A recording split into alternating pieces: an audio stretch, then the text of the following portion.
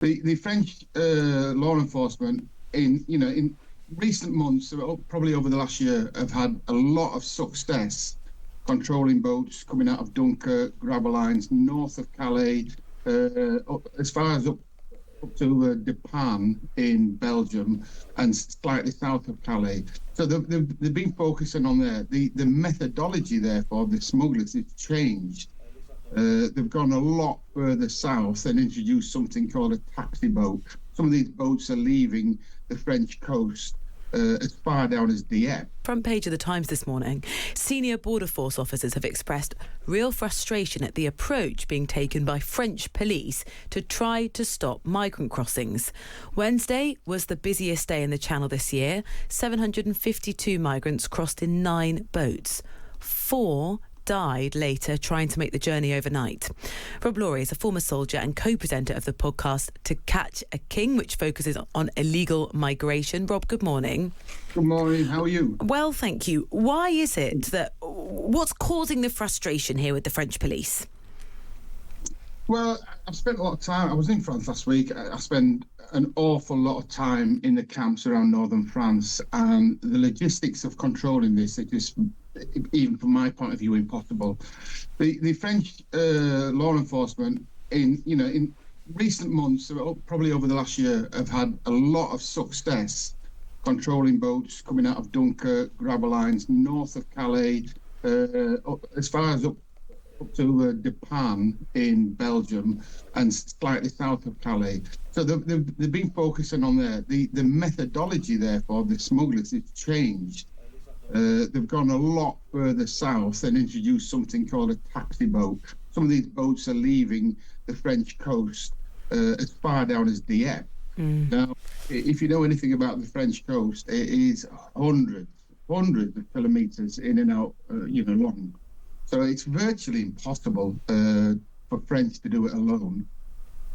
And what a taxi boat is, so a boat, say an 11 or even an 18-metre boat, will leave the Dieppe area with maybe 10 or 11 people on, and then just basically sail up the coast, picking up at different GPS points migrants that are being sent there by smugglers to wait for the boat to come up.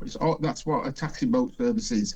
And they get on, and while the boat is on at sea, maybe 100 yards out from the beach, and then they move up and get some more from a different location. When the boat is full, and these boats, they do full. We had one last week with 165 people on board. They then head west to the UK. Virtually impossible to police.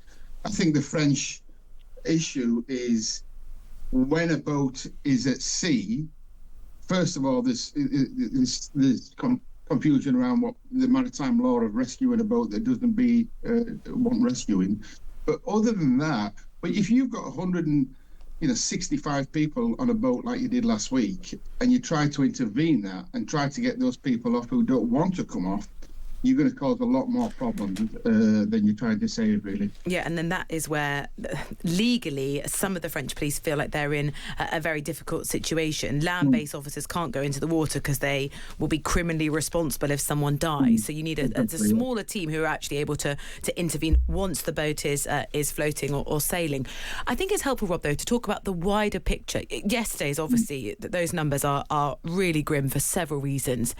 The provisional total for the year so far of the number of people who've crossed the Channel is just over 14,000 people. And for context, that is 42% lower than the number recorded this time last year. That really is a dramatic drop. And the Home Office say this isn't just down to weather, but it is working with the French authorities to prevent crossings, seizing boats. What of that statement do you buy? Why do you think the numbers are so far down? So first of all, on seizing boats, I do know that the National Crime Agency, working alongside German authorities, recently have had a lot of success, obviously intelligence-led seizing boats in the Westphalian area. So, these boats are brought from Turkey, and then they are broken down into smaller batches of, say, 7 or 10, and they're hidden from anywhere in someone's house garage, to a countryside warehouse. They're just hidden all over this Westphalian area.